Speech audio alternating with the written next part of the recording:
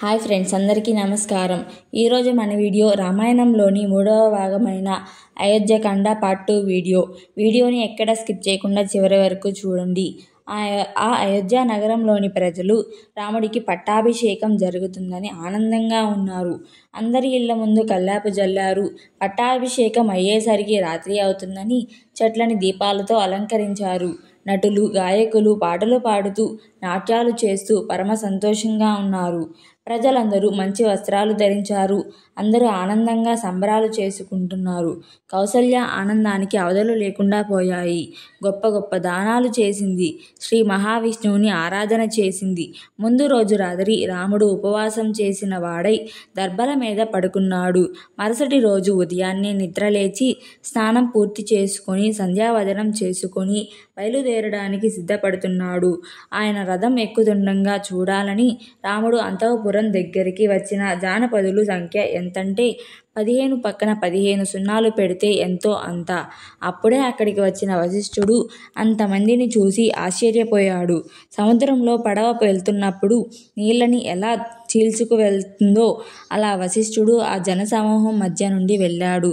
అందరూ ఇలా సంతోషంగా ఉన్న సమయంలో కుబ్జ అయిన మందర పుట్టినప్పటి నుంచి కైకేయికి దాసిగా ఉన్నది. చంద్రబింబంలా అందంగా ఉన్న రాజ్యప్రసాదం పైకెక్కింది. అందంగా ఉన్న ఆ దేశ ప్రజలని మందర భరించలేకపోయింది. అప్పుడే అటుగా వెళ్తున్న కౌసల్య యొక్క దాసిని చూసిన మందర ఆమెతో, ఎప్పుడూ ఒక్కరికి పెట్టని కౌసల్య ఈనాడు ఇలా గొప్ప గొప్ప దానాలు చేస్తుందేంటి అని అడిగింది. అప్పుడు కౌసల్యాదాసి, కౌసల్యాదేవి కుమారుడైన రాముడికి పట్టాభిషేకం జరగబోతుంది. అందుకని కోసల దేశ ప్రజలు ఉత్సవాలు చేసుకుంటున్నారు చూశావా అనింది. వెంటనే మందర కైకేయి దగ్గరికి వెళ్ళింది. ఒక చక్కని హంస తుల్కా పలకం మీద విశ్రాంతి తీసుకుంటున్న కైకేయితో మందర ఇలా చెప్పడం ప్రారంభించింది. శ్లోకం: అక్షయం సుమహాదేవి ప్రవృత్తం ద్విధినాశినం రామం దశరథో రాజా యువరాజ్యే బిషిషేత్తుతి. నీకు నాశనం ప్రారంభమవుతుంది కైక. రాముడికి యువరాజ పట్టాభిషేకం జరగబోతుంది. పిచ్చిదానా, చూశావా, కొద్ది కాలంలో కౌసల్య రాజమాత అవుతుంది. నీ భర్త బహుచతురుడు, ద్రోహి. వృద్ధాప్యంలో ఉన్నవాడు యవ్వనంలో ఉన్న నిన్ను కట్టుకొని తనకి కావలసిన భోగాలని నీ వద్ద అనుభవిస్తూ ఏమీ తెలియని వాడిలా తేనె పూసిన కత్తిలా ప్రవర్తిస్తూ నీకు పెద్ద మోపకారం చేయడానికి సిద్ధపడుతున్నాడు. నీ కుమారుడైన భరతుడు ఉండగా భరతుడికి పట్టాభిషేకం చేయడం మాని కౌసల్య కుమారుడైన రాముడికి పట్టాభిషేకం చేయడానికి నిర్ణయించాడు. గమనించావా కైక అని అనింది మందర. ఈ మాటలు విన్న కైక ఇలా అనింది. అయ్యో, అలా అంటావేంటి మందర? నాకు సంబంధించినంత వరకు రాముడికి భరతుడికి తేడా లేదు. నాకు ఇద్దరు సమానమే. అందువల్ల నువ్వు చెప్పిన ఈ వార్త విని నేను పొంగిపోతున్నాను. రాముడు కౌసల్యని ఎలా సేవిస్తాడో మమ్మల్ని కూడా అలానే సేవిస్తాడు. రాముడు కౌసల్యని తల్లిగా, మిగిలిన వారిని పినతల్లులుగా ఎన్నడూ చూడలేదు. అటువంటి రాముడికి పట్టాభిషేకం జరుగుతుందంటే అంతకంటే గొప్ప విషయం ఏమి ఉంటుంది? ఎంత గొప్ప శుభవార్తని తెచ్చావు నువ్వు. ఈ బహుమానం తీసుకో అని ఒక బహుమతిని ఇచ్చింది. కైకేయి ఇచ్చిన ఆ బహుమానాన్ని మందర తీసుకోకుండా విసిరేసి ఇలా అనింది. మూర్ఖురాలా, నేను చెప్పింది నీకు అర్థం అవడం లేదు. అందుచేత నువ్వు పాముని కౌగిలించుకొని పడుకోవడానికి సిద్ధపడుతున్నావు. దశరథుడు నీకు ఇష్టమైన పనులే చేస్తాడని అనుకుంటున్నావు. నీకు జరుగుతున్న అన్యాయాన్ని నువ్వు ఎందుకు తెలుసుకోలేకపోతున్నావు? రాముడితో పట్టాభిషేకానికి యోగ్యత ఉన్నవాడు భరతుడొక్కడే. అందుకే రాముడికి భరతుడంటే భయం. అందుకే యువరాజ పట్టాభిషేకం భరతుడు లేకుండా చూసి రాముడు చేసుకుంటున్నాడు అనింది. చేసుకొని అందులో తప్పేముంది? రాముడు పరిపాలన చేసిన తరువాత భరతుడు పరిపాలిస్తాడు అని కైకేయి అనింది. అప్పుడు మందర, పిచ్చిదానా, నీకు అర్థం కావడం లేదు. ఒక్కసారి రాముడికి దశరథ మహారాజు యువరాజ పట్టాభిషేకం చేశాక ఇక జన్మలో భరతుడు రాజు కాలేడు. రాముడు కొన్ని వేల సంవత్సరాలు రాజ్యపాలన చేస్తాడు.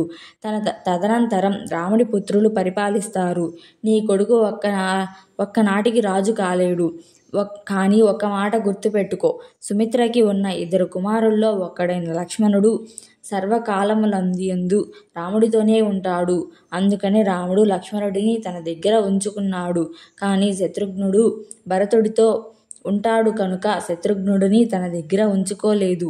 ఒక పెద్ద చెట్టుని నరకాలంటే ముందు ఆ చెట్టు చుట్టూ ఉన్న పొదలని తీసేయాలి. అప్పుడే ఆ చెట్టుని నరకగలము. అలాగే భరతుడిని తీసేయాలంటే భరతుడితో ఉంటున్న శత్రుఘ్నుడిని కూడా తీసేయాలి. అందుకని అవసరం ఉన్నా లేకున్నా శత్రుఘ్నుడిని భరతుడితో పంపించి ఇద్దరినీ లేకుండా చేశాడు రాముడు. అకస్మాత్తుగా యువరాజ పట్టాభిషేకాన్ని తన తండ్రికి చెప్పి ప్రకటించాడు. ఇలాంటి విషయాల్లో రాముడు చాలా తెలివైనవాడు. ప్రజలందరి మద్దతు కూడబెట్టుకున్నాడు. వాళ్ళందరితో రాముడు రాజు కావాలని ఆమోదం పొందాడు. భరతుడు ఇక్కడే ఉంటే రాజ్యం నుంచి పంపించేశాడు. రాముడు రోజు పితృసేవ అని దశరథుడి చుట్టూ తిరిగి పట్టాభిషేకం పొందుతున్నాడు. రాముడికి లక్ష్మణుడితో సమస్యలు ఉండవు. కావున భరతుడిని అయోధ్యకి రాకముందే మట్టు పెట్టేస్తాడు. అందుకని కైక, నా మాట విని నీ కొడుకుని అయోధ్యకి రానివ్వమాకు. అటు నుంచి అటు అరణ్యాలకి పారిపోమ్మని చెప్పు. ఒక్కసారి రాముడికి పట్టాభిషేకం అయితే ప్రజలకి ఆయన మీద ఉన్న నమ్మకం ఇంకా పెరుగుతుంది. ఇంకా రాజ్యంలో తనకి శత్రువర్గం అనేది లేకుండా చేసుకుంటాడు. శ్లోకం: ప్రాప్తం సుమాహితం ప్రీతిం ప్రీతితం తాం హతిద్వేషం ఉపస్థాస్యసి కౌసల్యం దాసిత్వం కృతజ్ఞలిహ. ఇన్నాళ్ళు అందగత్తన్న అహంకారంతో భర్తని కొంగుకు ముడేసుకున్నానన్న అతిశయంతో కౌసల్యతో ప్రవర్తించావు. ఇప్పుడు కౌసల్య నీకు పాఠం చెప్పడం ప్రారంభిస్తుంది. కౌసల్య రాజమాత అవుతుంది. నువ్వేమో అడవులు పట్టి పారిపోయిన వాడికి తల్లివి. అప్పుడు నువ్వు దశరథుడికి భార్యగా కాదు, కౌసల్యకి దాసిగా బతకాలి. అన్నం కోసం రోజు కౌసల్య దగ్గరికి వెళ్ళి వంగి దండం పెట్టాలి అని మందర కైకేయితో అనింది. మందర చెప్పిన ఈ మాటలు విన్న కైకేయ మనసులో దురాలోచన ప్రవేశించింది. ఆమె వెంటనే మందరతో, నేను నా కొడుకు ఈ ఉపద్రవం నుంచి బయటపడాలంటే ఏమి చేయమంటావు అని అడిగింది. అప్పుడు మందర ఏమి చెప్పిందంటే, ఆద్య రమామితః క్షిప్రం వనం ప్రస్థామ్యహం యువరాజ్యే చ భరతం క్షిప్రమేవాభిషేకాయే. ఏ రాముడు తన గుణముల చేత, పితృవాక్య పరిపాలన చేత, తండ్రిని సేవించడం చేత రాజ్యాన్ని పొందుతున్నాడో ఆ రాముడిని 14 సంవత్సరాలు జటులు కట్టుకొని, నారచీరలు కట్టుకొని దండకారణ్యానికి పంపాలి. నీ కొడుక్కి అదే ముహూర్తానికి పట్టాభిషేకం చేయించాలి. రాముడు 14 సంవత్సరాలు అరణ్యాలకి వెళ్ళడం వల్ల నీ కొడుకు సింహాసనం మీద కూర్చొని ప్రజలందరిలోనూ మంచి మద్దతు సంపాదిస్తాడు. నీ కొడుకు ప్రజలు గుండెల్లో బాగా పాతుకుపోతాడు. తర్వాత రాముడు తిరిగొచ్చినా తనకి ఎదురు తిరగకుండా తప్పిస్తాడు. కాబట్టి రాముడిని 14 సంవత్సరాలు అరణ్యానికి పంపడం, నీ కొడుక్కి పట్టాభిషేకం చేయడం, ఈ 2 వరాలని అడుగు అని చెప్పింది. మందర నా కొడుక్కి యువరాజ పట్టాభిషేకం, రాముడికి అరణ్యవాసం ఎలా కలుగుతుంది అని కైకేయి మందరని అడిగింది. అప్పుడు మందర, నీకు తెలీదా ఏంటి, నా నోటితో చెప్పించాలని చూస్తున్నావు? ఒకనాడు ఇంద్రుడికి వైజయంతి నగరంలో తిమిధ్వజుడు అనే రాక్షసుడితో యుద్ధం వచ్చింది. ఆ యుద్ధంలో ఇంద్రుడు ఒక్కడే గెలవలేక దశరథుడి సహాయం అడిగాడు. అయితే దశరథుడు అన్ని విద్యలు తెలిసిన నిన్ను కూడా తనతో పాటు తీసుకెళ్ళాడు. ఆ తిమిధ్వజుడు దశరథుడిని బాగా కొట్టేసరికి భర్తని రక్షించుకోవడం కోసం సారథ్య చేస్తున్న నువ్వు దశరథుడిని రాక్షసుల నుంచి తప్పించి దూరంగా తీసుకెళ్ళావు.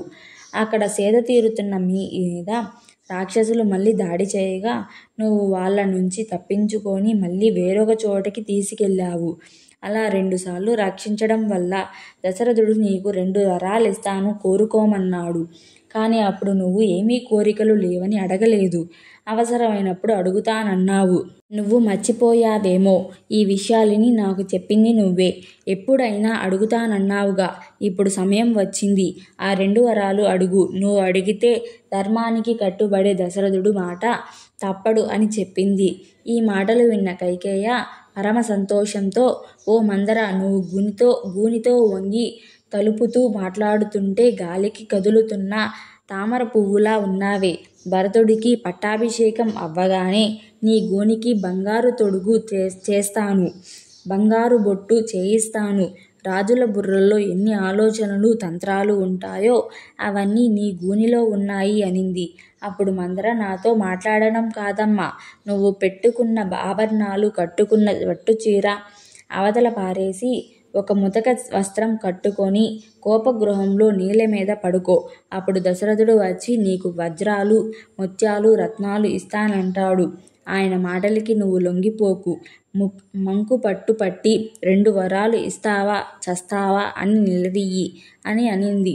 అయితే కోపగృహం నుంచి ఆనందంతో వస్తున్న కైకేయినో లేకపోతే నా శవాన్నో చూస్తావు నువ్వు అని కైకేయి అలంకారాలని తీసేసి లోపలికి వెళ్ళి పడుకుంది. అటుపక్క దశరథుడు పట్టాభిషేకానికి చేయవలసిన పనులని పురమాయిస్తూ తనకి అత్యంత ప్రియమైన కైకేయికి స్వయంగా తానే ఈ శుభవార్త చెప్పాలని కైకేయ మందిరానికి వచ్చాడు. ఎప్పుడు నెమల హంసలు, సంగీత ధ్వనులు, పాటలు పాడేవాళ్ళు, హంస తులికా తల్పాలు, ముత్యాలతో కట్టిన పర్దాలతో రమణీయంగా ఉండే ఆ మందిరంలో కైకేయ ఎక్కడ కనబడలేదు. కైకేయ కనబడకపోయేసరికి అక్కడున్న దాసిని అడగగా కైకమ్మ ఎందుకనో కోపగృహంలో నేల మీద పడి ఉందన్నారు ఆ దాసీలు. దశరథుడు గబగబా ఆ కోపగృహం వైపు వెళ్ళాడు. అక్కడికి వెళ్ళేసరికి కైకేయ నేల మీద పడి ఉండడం చూసి తట్టుకోలేకపోయాడు. అప్పుడు దశరథుడు కైకేయితో ఇలా అన్నాడు. కైకేయ, నీకు ఏమన్నా వ్యాధి వచ్చిందా? అనారోగ్యంతో ఉన్నావా? మన రాజ్యంలో ఎందరో గొప్ప గొప్ప వైద్యులు ఉన్నారు, వాళ్ళందరినీ పిలిపిస్తాను. నువ్వు అలా పడి ఉంటే నా హృదయం చాలా తల్లడిల్లిపోతుంది. నీ మనసులో ఏదన్నా కోరిక ఉంటే చెప్పు, తప్పక తీరుస్తాను. శ్లోకం అవాద్యో వధ్యాతం కో వా వధ్యో విముచాత్యం దరిద్రః కో భవేదడోయ ద్రవ్య వన్యపాగ్నిగః. ఒకవేళ చంపవలసిన వ్యక్తి మీద నువ్వు ప్రసన్నురాలివైతే చెప్పు, వాడిని వదిలిపెట్టేస్తాను. అలాగే చంపవలసిన అవసరం లేని వ్యక్తి మీద నీకు కోపం వస్తే చెప్పు, వాడిని చంపేస్తాను. నీకు ఒక దరిద్రుడి మీద ప్రసన్నత కలిగితే చెప్పు, వాడిని ఐశ్వర్యవంతుడిని చేస్తాను. ధనవంతుడి మీద నీకు కోపం వస్తే చెప్పు, వాడిని క్షణంలో దరిద్రుడిని చేస్తాను.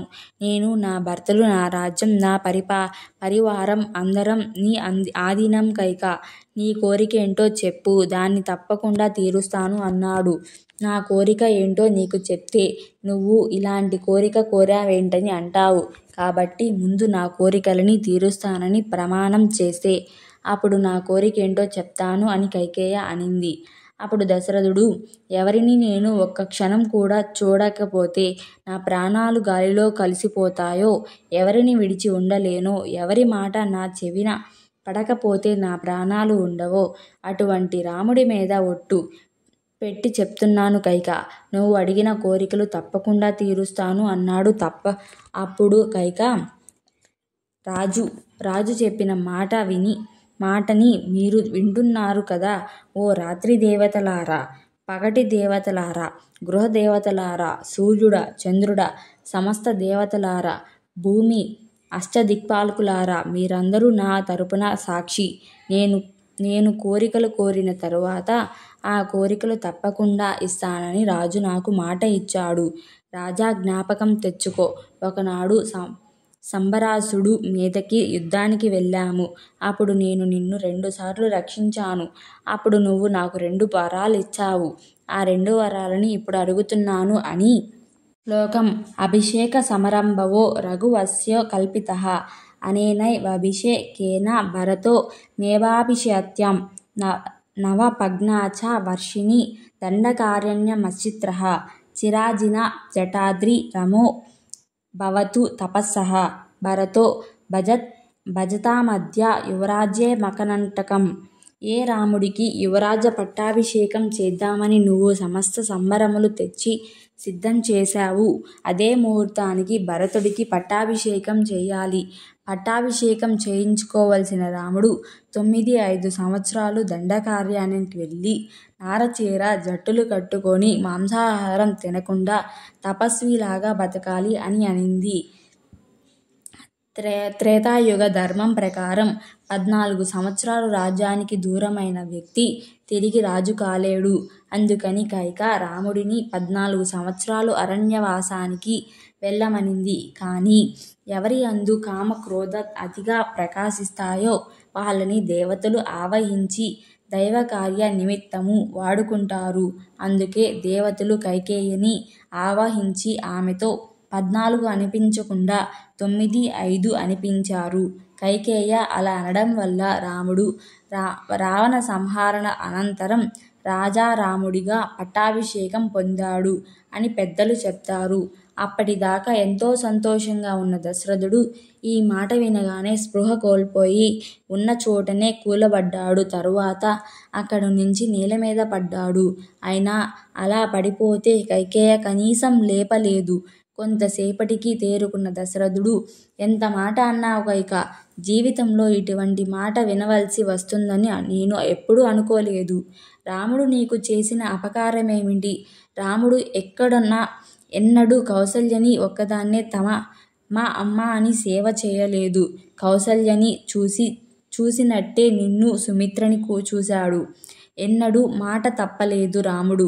రాముడి గురించి వ్యతిరేకంగా మాట్లాడేవాళ్ళు ఈ కోసల దేశంలో ఎవరూ లేరు. నీ దగ్గరికి ఎప్పుడు వచ్చినా రాముడికి పట్టాభిషేకం చెయ్యాలి, నాకు భరతుడికి రాముడికి తేడా లేదు అనేదానివి కదా. మరి ఇప్పుడు నువ్వు ఎవరు చెప్పుడు మాటలు విని ఇలా మాట్లాడుతున్నావు? గురువులకి ఎంతో సేవ చేసిన నా రాముడు హాయిగా హంసతులిక పాన్పుల మీద నిద్రించవలసిన వాడిని నువ్వు ఎందుకని తపస్విలాగా జట్టలు కట్టుకొని అడవుల్లో దొరికే తినే కందములు తిని చెట్ల కింద పడుకోమని కోరుకున్నావు? ఇదంతా ఊహించి నేను బతకగలనా? నేను ఇప్పుడు జీవితంలో చిట్ట చివర దశకి వచ్చాను కైక. అందుకని వదిలేయమను. నన్ను సింహాసనం మీద నుంచి దిగిపొమ్మను. ఈ కోరికలని తీరుస్తాను. నీ పాదములు పట్టి ప్రార్థిస్తున్నాను కైక. రాముడిని 14 ఏళ్ళు పంపించేయమని అనద్దు. రాముడిని నేను పంపించేస్తే సీతమ్మ నా దగ్గరకు వచ్చి మామగారు నా భర్త ఏ తప్పు చేశాడని ఆయనని అడవులకు పంపించారు అని ఏడుస్తూ నన్ను ప్రశ్నిస్తే నేను ఏమి సమాధానం చెప్పగలను? రాముడే కనుక అడవులకు వెళ్తే నేను బతకలేను, శవమై కింద పడతాను. నువ్వు వైదవ్యాన్ని పొంది దిక్కులేని దానివి అవుతావు. కావున నన్ను నీ మాంగల్యాన్ని కాపాడుకో. రాముడు భరతుడికి ఏ అపకారం చేయడు. నిన్ను కన్న తల్లిని చూసినట్టు చూస్తాడు. నీకు ఎవరో లేనిపోని విషయాలను నూరిపోసి నేనే కనుక రాముడిని అడవులకు పంపితే ఏ తప్పు చేయని రాముడిని అడవులకు ఎలా పంపగలావు? నిన్ను మేము ఎలా నమ్మము అని సుమిత్ర అంటుంది. అప్పుడు నేను ఏ సమాధానం చెప్పను? 60,000 సంవత్సరాలు రాజ్యపాలన చేసిన నేను బయటికి వెళ్తుంటే పట్టపగలు సూరాపానం చేసిన బ్రాహ్మణుడు నా పక్కన వెళ్తూ యవ్వనంలో ఉన్న భార్య మాట కోసం ధర్మాత్ముడైన కొడుకుని అడవికి పంపించి బతుకుతున్నవాడు ఈ దశరథుడిని దెప్పి పొడుస్తాడు. ఆనాడు నేను బతికినా చనిపోయినట్టే. నాకు అటువంటి అపకీర్తి తేవద్దు. నన్ను ఒక తల్లి బిడ్డని చూసినట్టు, ఒక అక్కా చెల్లెళ్ళు అన్నదమ్ముల్ని చూసినట్టు, ఒక దాసి యజమానిని చూసినట్టు చూసింది కౌసల్య. అపారమైన సుగుణాభి రాముడికి తల్లి అయ్యింది కౌసల్య. అయినా నేను కౌసల్యని ఒకనాడు సత్కరించలేదు. ఎందుకో సత్కరించలేదో తెలుసా? నీకు కోపం వస్తుందని సత్కరించలేదు. నేను ఎన్నడూ వారి గృహాలకి వెళ్ళలేదు. కేవలం నీయందే ప్రీతి పెట్టుకొని బతికాను. నేను వృద్ధాప్యంలోకి వెళ్తున్నాను కనుక ఎక్కువ కాలం బతకలేను. అందుకని రాముడికి పట్టాభిషేకం చేయడానికి ఒప్పుకున్నాను. రాముడే అరణ్యాలకి వెళ్ళిన నాడు నేను మరణిస్తాను. నేను మరణించానని తెలిసి కౌసల్య కూడా మరణిస్తుంది. నేను కౌసల్య మరణించాక ఈ రాజ్యం సంతోషంగా ఉండలేదు. నువ్వు భరతుడికి రాజ్యం ఇవ్వాలని చూస్తున్నావు. కానీ భరతుడు రాజ్యం తీసుకుంటాడని నేను అనుకోను.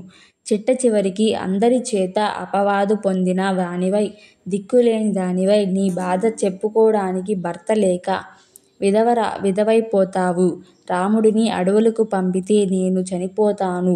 నేను చనిపోయాక స్వర్గానికి వెళ్తే అక్కడున్న ఋషులు, మహర్షులు నన్ను పిలిచి రాముడెలా ఉన్నాడని అడిగితే నేనేం చెప్పగలను? నువ్వెవడివి నాన్నా నన్ను అడవులకు పంపించడానికి అని నిన్ను రాముడు ఖైదు చేస్తే నేను చాలా సంతోషపడతాను. కానీ నా రాముడు అలా చెయ్యడు నాన్నా నువ్వు చెప్పావు అందుకని నేను అరణ్యాలకి వెళ్ళిపోతున్నాను అని అంటాడు. అది నేను తట్టుకోలేను. రాముడు అరణ్యాలలో కష్టాలు పడుతుంటే నేను ఇక్కడ సుఖంగా ఎలా ఉండగలను? నిజంగా రాముడు అరణ్యాలకి వెళ్ళిపోవడం భరతుడి కోరికైతే నా శరీరం పడిపోయాక నాకు తర్పణం పెట్టకూడదు, ఉద్రక్రియ చేయకూడదు, నువ్వు నా శవాన్ని ముట్టుకోకూడదు. ఇప్పటికైనా మించిపోయింది లేదు. నీ 2 కోరికలని ఉపసంహరించుకో. నేను అడుగుతున్నానని కాదు. ఒక ముసలివాడు, ఎందుకు పనికిరాని వాడు అడుగుతున్నాడని నాకు నువ్వు భిక్ష పెట్టు. రాముడిని చూస్తూ చనిపోయే అదృష్టాన్ని నాకు ఇవ్వు. దశరథుడు అలా చెప్తూ కైకేయ పాదాల మీద పడబోగా తన పాదాల మీద పడుతున్నాడని తెలిసిన కైకేయ పక్కకు జరగగా దశరథుడు శిరస్సు నేలకు తగిలి స్పృహ కోల్పోయి పక్కకు దొర్లి పడిపోయాడు. కొంతసేపటికి దశరథుడికి తెలివి వచ్చాక కైకేయ ఇలా అనింది. ఏమయ్యా, ఇక్ష్వాకు వంశంలో జన్మించానంటావు, సత్యధర్మములు పాటిస్తానంటావు, 2 వరాలు ఇచ్చానన్నావు. ఆ 2 వరాలు నేను అడిగేసరికి నీకింత కష్టం కలిగిందా? ఎవరైనా వచ్చి రాముడేడని అడిగితే దండకారణ్యానికి పంపించానని చెప్పలేను అని అంటున్నావు కదా. మరి ఆనాడు నేను నీకు 2 సార్లు ప్రాణభిక్ష పెడితే బతికిన వాడివి. అలాంటి బతికినిచ్చిన కైకేయికి 2 వరాలివ్వడం మానేసి అమాయకురాలిని చేసి వంచిన వాడు అని లోకం పిలవదా? వరాలు ఇవ్వడానికి ఎందుకు వెనుకడుగు వేస్తున్నావు? నీ వంశంలోని వాళ్ళు ఉత్తమ గతులకి వెళ్ళాలా? ఒకనాడు డేగ రూపంలో ఉన్న ఇంద్రుడు, పావురం రూపంలో ఉన్న అగ్ని తరుముతూ రాజు దగ్గరికి వచ్చారు. ఆ పావురం రాజు కాళ్ళ మీద పడితే రాజు ఆ పావురానికి శరణిచ్చాడు. ఆ పావురానికి శరణిచ్చావు, బాగానే ఉంది. మరి నా ఆహారం సంగతేంటని అడిగాడు డేగ రూపంలో ఉన్న ఇంద్రుడు. ఆ రాజు యొక్క ధర్మనిష్ట తెలుసుకుందామని నీకు పావురం మాంసం కావాలి కనుక ఆ మాంసం నేనిస్తాను అని పావురానికి తక్కెట్లో ఒక పక్క పెట్టి మరొక పక్క తన శరీరం నుండి కోసిన కొంత మాంసాన్ని పెట్టి ఆ మాంసాన్ని ఇచ్చిన వాడు నీ వంశంలో పుట్టిన శిబి చక్రవర్తి. అలాగే ఒకనాడు అల్కరుడి దగ్గరికి ఇంద్రుడు బ్రాహ్మణ రూపంలో వచ్చి నిలబడితే నీకేమి కావాలో కోరుకోమన్నాడు రాజు. అయితే నీ కళ్ళని ఇచ్చేస్తావా అన్నాడు ఆ బ్రాహ్మణుడు. ఇస్తానన్నాడు కాబట్టి తన 2 కళ్ళని తీసి ఇచ్చాడు అల్కరుడు. అలాంటి వంశంలో పుట్టి 2 వరాలు భార్యకి ఇస్తానని చెప్పి ఇవ్వకుండా తప్పించుకు తిరగడానికి నీకు సిగ్గులేదా? దుర్మతే ధర్మాన్ని వదిలేసి రాముడికి పట్టాభిషేకం చేసేసి నువ్వు కౌసల్యతో రోజు కులుకుదామని అనుకుంటున్నావా? నీ బతికేంటో నాకు తెలిసిందనుకున్నావా? నాకు 2 వరాలు ఇచ్చి తీరాల్సిందే. నువ్వు రాముడికి పట్టాభిషేకం చేస్తే కౌసల్య రాజమాత అయితే నేను కౌసల్యకి నమస్కారం చేస్తానని అనుకుంటున్నావా? ఒక్కనాటికి అది జరగదు. నేను ప్రాణాలైనా విడిచిపెడతాను కానీ ఒక్కనాటికి కౌసల్య నమస్కారం చెయ్యను. నా 2 వరాలు నాకు ఇవ్వాల్సిందే అని అనింది. అప్పుడు దశరథుడు, ఒకవేళ ఇదే నీ పట్టుదల అయితే నువ్వు నేల మీద పడి ముక్కలైపో, నువ్వు నిలువున మండిపో, సర్వనాశనం అయిపో. నీ కోరిక మాత్రం నేను తీర్చను. ఎందుకంటే నువ్వు ధర్మబద్ధమైన కోరిక కోరలేదు. లోకమంతా ఎవరిని రాజుగా కోరుకుంటుందో, ఎవరి మీద లోకమంతా ఒక అపవాదు వెయ్యలేదో అటువంటి మహాత్ముడిని ఎటువంటి కారణం లేకుండా అరణ్యాలకి పంపమంటున్నావు. నువ్వు నాశనం అయిపోనా సరే, నేను మాత్రం నీ కోరిక తీర్చును అన్నాడు. అలా కైకేయితో ఏడ్చి ఏడ్చి మాట్లాడుతూ దశరథుడు అప్పటికి 15 సార్లు స్పృహ తప్పాడు. అలా ఏడుస్తూ కైకేయితో రాముడు దండకారణ్యానికి వెళ్తే ఎంత కష్టం వస్తుందో, ప్రజలు ఎంత తల్లడిల్లిపోతారో నువ్వు ఊహించలేకపోతున్నావు. నేను అదృష్టవంతుడిని అయితే అసలు రాముడిని అరణ్యాలకి వెళ్ళు అన్న మాట అనకుండా ఇప్పుడే మరణించాలని కోరుకుంటున్నాను.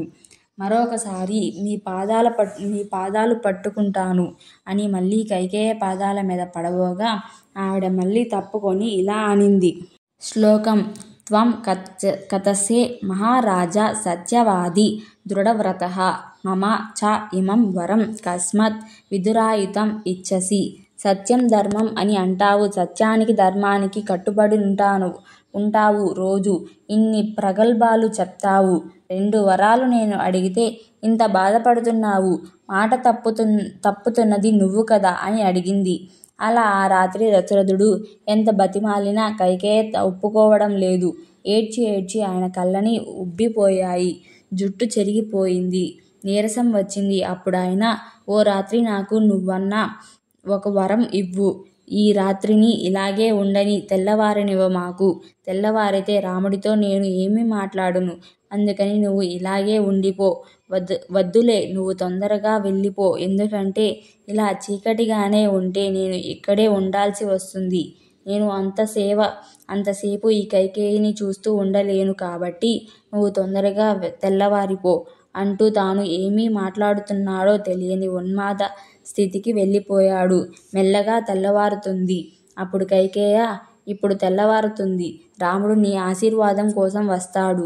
రాముడిని చూసిన తరువాత పుత్రవాత్సల్యంతో మాట మార్చిన భరతుడికి రాజ్యం ఇవ్వకపోయినా, రాముడిని అరణ్యాలకి పంపకపోయినా విషం తాగి ఇదే గదిలో చనిపోతాను అని అనింది. అప్పుడు దశరథుడు శ్లోకం యహతే మంత్ర కేరుతః పానిర్ అగ్నౌ పాపే మాయా దేరుతః తం త్యాజామి స్వజం చైవ తవ పుత్రం సహత్వాయ. నువ్వు నన్ను ఎంత బాధ పెట్టావు కాబట్టి ఏ రాముడిని చూసి చనిపోతాను అంటే ఆ వరం కూడా ఇవ్వలేదు కనుక మంత్రపూర్వకంగా ఏ అగ్ని సమక్షంలో నీ పాణిగ్రహణం చేశానో అటువంటి నిన్ను ఇప్పుడే విడిచిపెడుతున్నాను. ఇక నువ్వు నాకు భార్యవి కావు. నువ్వు నీ కొడుకు కలిసి రాజ్యం ఏలుకోండి. ఎవడి కోసమైతే నువ్వు ఇంత దారుణానికి దిగజారావో ఆ కొడుకుని కూడా వదిలేస్తున్నాను. భరతుడు నా శరీరాన్ని ముట్టుకోకూడదు అన్నాడు. అలా తెల్లవారగానే పట్టాభిషేకానికి చేయవలసిన ఏర్పాట్లన్నీ చేస్తున్నారు. బ్రాహ్మణులు, జానపదులు, సామంతరాజులు మొదలైన వాళ్ళందరూ రాజు కోసం ఎదురు చూస్తున్నారు.